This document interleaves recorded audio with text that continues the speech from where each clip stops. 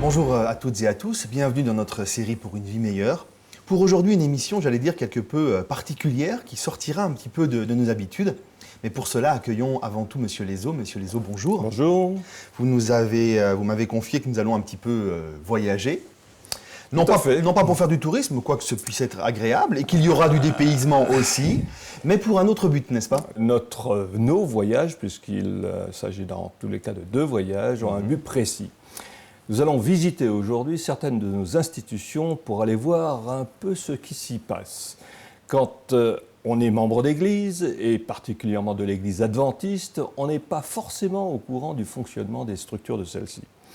Et certains se posent des questions en particulier sur la structure financière de notre église. C'est vrai que la Bible demande aux fidèles d'être fidèles dans ses dîmes, généreux dans ses offrandes, mais finalement, où va cet argent ? Alors, comment est-il utilisé ? En voyant les besoins qu'il y a au niveau de l'église locale et les montants qui sont envoyés à la fédération ou la mission locale, ça dépend des circonstances, la tentation est bien vite là de dire « mais pourquoi on ne garde pas un peu de cet argent qu'on envoie toujours là-haut et puis qui a l'air de pratiquement disparaître ?» C'est vrai que ça peut être quelque peu interpellant quand on entend les rapports des trésoriers au niveau local. On voit bien quand même qu'il y a une grosse somme d'argent qui part avec l'impression que, ma foi, c'est de l'argent localement perdu, on pourra le formuler ainsi. Peut-être, mais il faut tout d'abord se rappeler que ce principe de la dîme est biblique. Ensuite, il se trompe en disant qu'il n'en voit pas la couleur, car à tous les niveaux de l'Église, un système de redistribution existe qui permet aux plus forts de soutenir les plus faibles. Rappelons également comment le budget de la Conférence générale est constitué et dépensé. Au niveau des recettes, toutes les divisions envoient 2% de leurs dîmes à la Conférence générale. La division nord-américaine envoie, elle, 8% de ses dîmes à la Conférence générale. Et le total de ces dîmes représente 60% du budget de la Conférence générale. Les offrandes des divisions hors US représentent environ 18%, de même que celles des États-Unis, également 18% de ce budget global. Alors maintenant, au niveau des dépenses, quand vous additionnez les allocations qui sont envoyées aux divisions, aux institutions de la Conférence générale, on ajoute les dépenses des missionnaires, les programmes et frais qui sont gérés à la Conférence générale, mais vraiment qui bénéficient à l'Église mondiale, on arrive à 81% du budget qui retourne d'une façon ou d'une autre dans le champ mondial. Et c'est ce système de redistribution qui permet de soutenir la mission de l'Église dans les territoires les plus faibles, voire encore d'envoyer des missionnaires dans ceux qui n'ont pas été pénétrés. Je pense qu'il est juste de dire que c'est un système assez unique. Tout à fait unique, et nous pouvons en être fiers. C'est le seul qui existe de toutes les églises chrétiennes où chaque membre d'église, où qu'il soit dans le monde, peut dire par mes dîmes, par mes offrandes, je contribue à la mission mondiale de l'Église. Alors là, on parlait au niveau du fonctionnement administratif au niveau de la Conférence générale. La question d'aujourd'hui est de voir si ça marche aussi également au niveau des autres niveaux de l'institution. Voilà, c'est le but de cette émission, c'est ce que nous allons voir ensemble, si vous le voulez bien.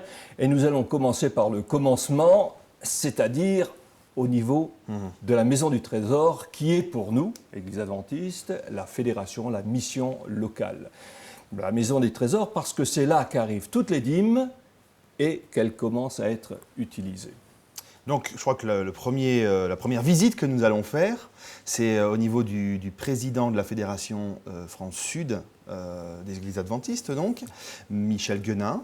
C'est non loin de Montpellier, c'est ça ? Tout à fait. Dans le sud de la France, c'est le siège de la Fédération. Alors, notre budget au niveau des produits est constitué essentiellement par les dîmes à hauteur de 73% de ce budget. Le deuxième poste important, c'est celui des collectes qui sont recueillies sabbat après sabbat et qui représentent 5% de ce budget. Il y a aussi dans la globalité de ces recettes des allocations et des subventions qui viennent de l'Union ou de la division pour un pourcentage de 2%. Et puis enfin, il y a un certain nombre de produits qu'il est difficile d'évaluer à l'avance, mais qui représente 20%. Il y a les loyers auxquels participent les pasteurs, il y a bien entendu des intérêts financiers, il y a les dons, il y a les legs qui à peu près représentent, bon an, mal an, 20%. Nous n'utilisons pas la totalité de ces dîmes. Il y a une partie importante qui est destinée à la division, 10% d'entre elles, de même pour l'Union. Et puis nous avons à soutenir la faculté adventiste de théologie et nous y consacrons 4%.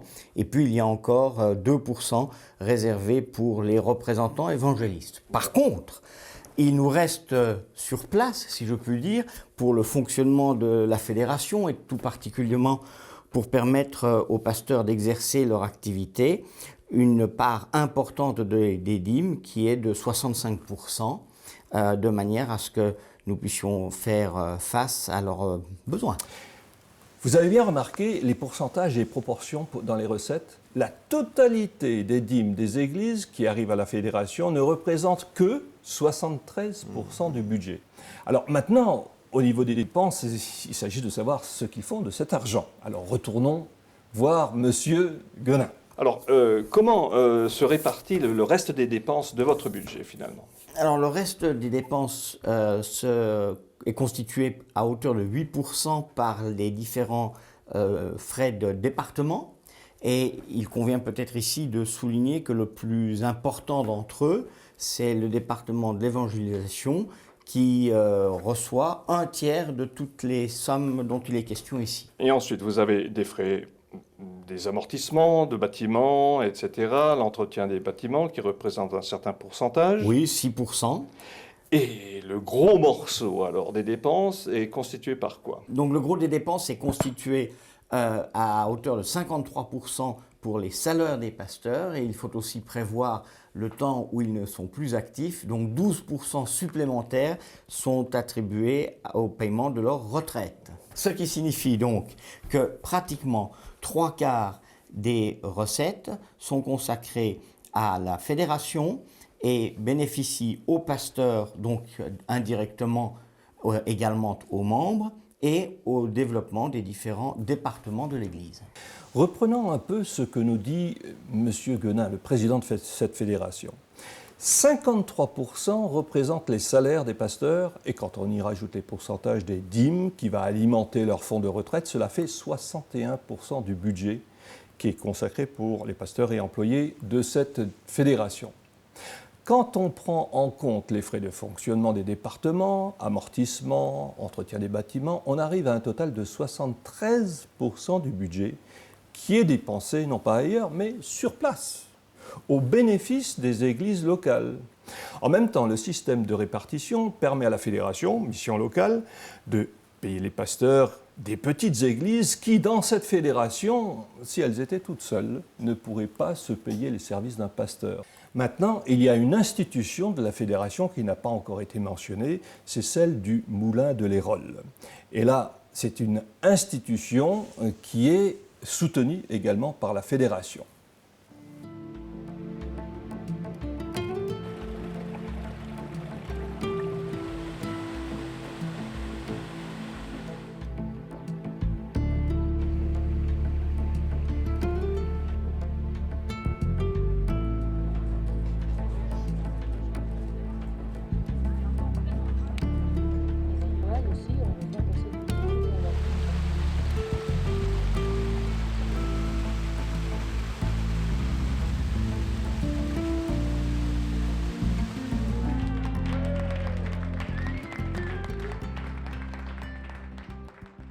Ça donne envie d'aller en vacances. Mais retournons à notre émission et écoutons ce que M. le pasteur Guenin nous dit en conclusion de cette interview. Alors oui, je suis relativement satisfait de la répartition des dépenses au niveau des départements, en particulier parce que 37% de la globalité des dépenses faites pour les départements concerne l'évangélisation. Et que pour nous, c'est incontestablement aussi bien dans les engagements spirituels qu'humains ou financiers, une priorité. Donc là, nous avons vu ce qui se passe au niveau d'une fédération, en exemple. Nos téléspectateurs seront peut-être intéressés à savoir ce qui se passe aussi au niveau d'une union. Est-ce que le fonctionnement est le même? Donc nous allons prendre l'avion, nous rendre en Afrique de l'Est, dans l'Union de l'Afrique de l'Est, rencontrer son trésorier, Kefa Pondi, qui va d'abord nous présenter un peu son territoire avant de se consacrer véritablement à la question du budget. Thank you very much. The East African Union covers the country of Kenya and Somalia. How many inhabitants does that represent? Well, Kenya alone has about 34 million people. Somalia, we might not get the exact figure, but it's about 8 million people. How many church members do we have in this union? By the end of 2007, we registered about 609,000 members. Wow. Although we have over 2 million faithfuls who are attending the Adventists. churches. Yes, yeah. Wow. So it's almost, well, now we've gone over these numbers because that's a figure of last year, and it's just amazing. One union, 610,000 plus members. Incredible. How many employees do you have? How many pastors? We have 515 pastors. Only, you can say. Well, For such a crowd, it's a very small number. yeah, of course it is. Yes. I know it is a big challenge because some pastors take care of 17 churches. To begin with, as a church, we handle two types of income. Yep. One is basically tithe, and the other one is non-tithe, which is a smaller portion. So when the church members give their 100% of tithe, it goes to the conference, which is the storehouse. Exactly. And from there, the disbursements begin. The conference normally retains 58.5% to support the number of pastors we have talked about. And they share this money to the rest of the world church. 2% goes to the general conference. 7% goes to the division. Right.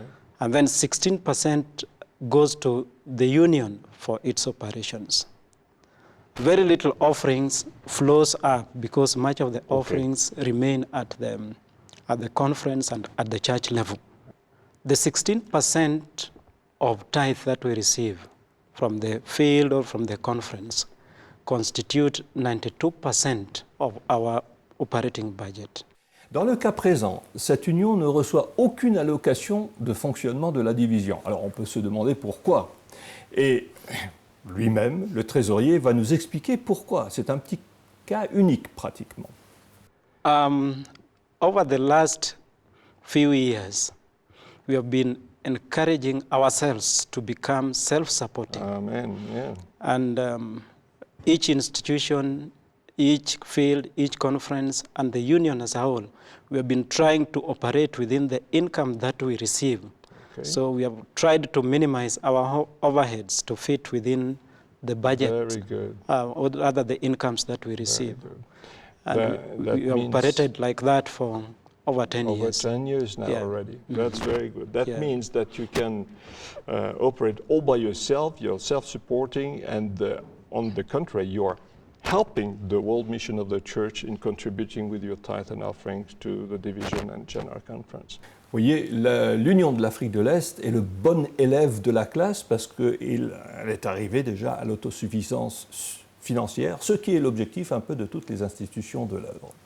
Alors passons peut-être maintenant aux dépenses. Voyons à quoi l'Union de l'Afrique de l'Est consacre son argent et écoutons la réponse de M. Kefa Pondi.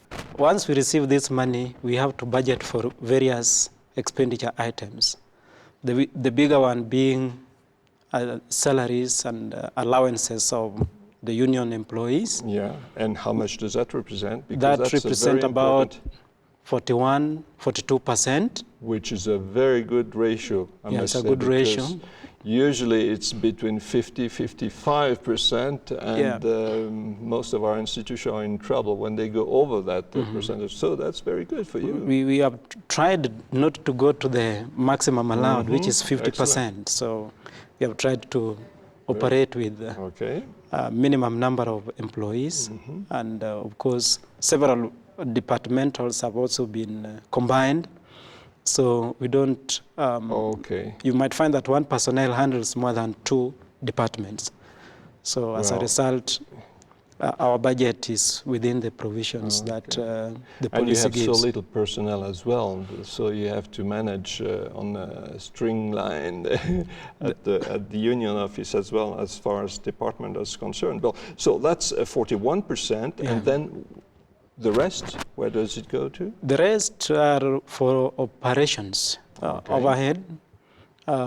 We have departmental expenditures for their programs. What is the percentage of your total budget for departmental That's expenses? about 44%. And there are a few more remaining percentages, which are used for what? Well, the rest are for overhead, compound upkeep, and of course we give also a little appropriations to different projects which the union undertake, either in the institutions or the ones that the union carries on by itself. Okay. Évidemment, cette union a également des institutions et elles sont assez nombreuses. Mais bien sûr, là aussi, le système de self-support, l'indépendance financière joue. Il y en a certaines qui reçoivent plus d'aide que d'autres selon les besoins. We have health institutions like Kindu Adventist Hospital. We have a college which also has a primary school and of course secondary school. Kamagamba Adventist College. We have other institutions including publishing houses, Yes. Africa Herald Publishing House. We have LMS, that is Literature Ministry and Conference Center, Okay, as a that's separate institution. where you train your We train our literature evangelists evangelists. and Very good. assistant publishing directors. We also have dental clinic in town. Okay, yeah, that's The a city. health center, yes. Yeah, and then we have home health education service. And of course, the goal of each of our institutions is to be self-supporting, and most of yours are more or less managing within their own income and so forth, but from time to time they may need a little help for capital building and so forth. So how does that work in your union? Well, there are always needs, even if you are Always, self-supporting. that's right. We never have enough. You never anyway. have enough. And these institutions also have various needs. And they never have enough money to cover up their needs from their own income. So once in a while, depending on the priority projects that they come up with, we take it as a union project and Okay. involve the entire constituency. Yeah. Fields and conferences come in. And in most cases, we put a percentage of income that we receive to go towards supporting these various projects that have been identified in the institutions. Étape suivante, passons peut-être maintenant au niveau des divisions. Et comme exemple, nous allons nous intéresser à celle du centre, de la division du centre et de l'Est de l'Afrique. Et c'est M. Jérôme Abimana, trésorier adjoint, qui va d'abord nous présenter son territoire. Tout à fait. La division d'Afrique centre-est est constituée de 10 pays. Nous avons le pays du Burundi, la République démocratique du Congo, le Rwanda, le pays de l'Ouganda, la Tanzanie, le Kenya, le Djibouti, l'Éthiopie. Nous avons aussi la Somalie et l'Érythrée. Nous avons plus de 2 millions, environ 2,4 millions de membres dans tout le territoire de la division. Dans toute la division, on a environ 7355 employés. Ça, c'est tout confondu. C'est tout confondu, on a environ 1200 pasteurs. C'est un territoire très important, 10 pays. Actuellement, il y a plus de 2,5 millions de membres dans cette division. C'est la 3e division dans le monde au niveau du nombre de membres. 2,5 millions de membres pour 1250 pasteurs, ce qui fait un ratio moyenne de 2000 membres par pasteur. J'ai l'impression que certains autres territoires qui se plaignent de ne pas avoir assez de pasteurs alors qu'ils en ont un pour une centaine de membres vont se sentir un petit peu gênés. Mais ça, c'est la réalité du terrain. Et maintenant, en ce qui nous concerne aujourd'hui, ce qui nous intéresse aujourd'hui, les finances, nous allons voir comment cette division fonctionne. Nous recevons une grande partie de notre argent des unions. Et bien sûr, ça vient des églises locales. Mais le total des dîmes que nous recevons des unions ne fait que seulement 20%. D'où vient le reste de l'argent? Disons que la plus grande partie de notre recette vient des allocations que nous recevons de la conférence générale. 9% seulement viennent des autres recettes comme des investissements et d'autres recettes que nous recevons dans nos opérations locales. Ça fait donc 71%, si mes chiffres sont bons. Exactement. 71% de votre budget global vient de la conférence générale. De la conférence générale. Ce sont des allocations que nous recevons de cette organisation de l'Église mondiale, finalement. De l'Église mondiale, oui. 71% du budget vient de la conférence générale et également de petits produits divers pour la différence de pourcentage qui manque du budget. Alors maintenant, pour les dépenses, que fait la division de tout cet argent? Écoutons, M. Habimana. Nous utilisons seulement 21% pour les salaires et les allocations des employés. Alors ça, c'est une question importante parce qu'on entend un peu partout des récriminations en ce qui concerne le coût de l'administration qui prend tellement d'importance et qui coûte tellement cher. Et beaucoup de nos frères laïcs auraient tendance à dire, bon, enlevez un petit peu du monde dans vos bureaux parce que nous, on a besoin de pasteurs dans nos églises et il n'y en a pas assez. Mais dans le cas précis, seulement 21% du budget concerne les salaires et les avantages des employés dans ce bureau de la division. Dans ce bureau de la division, pasteur, c'est seulement 21%. Et bien sûr, l'administration est nécessaire, mais 21% n'est pas vraiment significatif. C'est très faible par rapport à d'autres institutions de notre Église. Exactement. Et puis, bien sûr, qu'on a les frais de fonctionnement qui prend aussi 25% de nos Alors là, recettes. on parle des départements, on parle de l'administration, on parle des départements, de l'administration, des voyages de nos directeurs dans les unions, dans les églises différentes et partout. Le reste de l'argent est aussi utilisé dans maintenant les niveaux qui sont en bas de notre organisation, en bas de la division, les unions.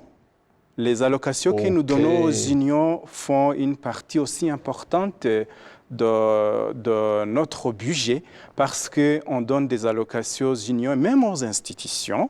Nous avons Quel est le pourcentage de ces allocations comparé au budget? Si on compare avec le budget, c'est un quart, 25% aussi, sont destinés à ces affaires-là dans les unions et les institutions. Donc, même uniquement par ce chiffre-là, on se rend compte que vous donnez aux unions et aux institutions plus que ce qui est consommé ici pour le fonctionnement propre de l'administration. Beaucoup plus. C'est très bien. Ouais.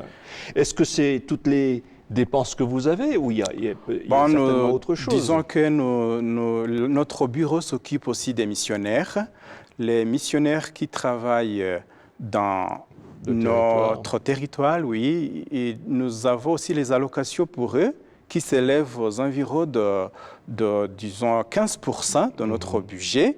Nous avons aussi les allocations pour l'évangélisation. Ah, ça c'est important, parce que c'est le but de notre mission finalement. Exactement. Et combien représentent ces allocations pour l'évangélisation directe? Pour l'évangélisation directe de notre bureau ici, on donne 3%.